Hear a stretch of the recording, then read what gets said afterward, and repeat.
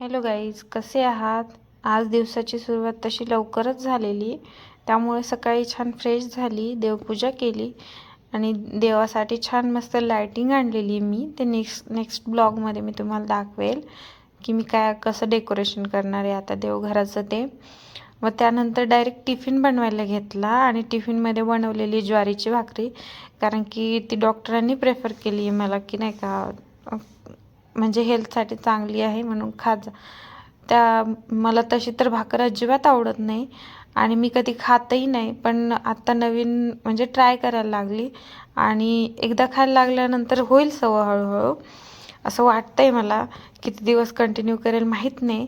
आणि तसं तर मला भाकरी खूप आधीपासून येतात बनवायला. मी खूप छान भाकर बनवलेली, गोल गोल छान.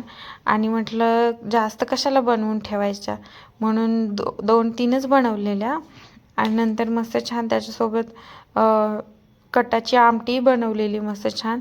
मला ती आमटी खूप आवडते, मग त्याच्यासाठी मी बनवून एक्स्ट्रा बनवून ठेवलेली. आणि ते सगळं बनवून झाल्याच्यानंतर टिफिन घेतला भरून. टिफिन भरल्याच्या नंतर छान रेडी वगैरे झाली आणि पाऊस काय थांबायचं नावच घेत नाही, त्याच्यामुळे हळूच बाहेर पाहिलं तर म्हणजे खूप वातावरण खराब झालेलं आणि जायची पण इच्छा नव्हती माझी आज, तरी पण गेली. Thank you so much for watching. Bye.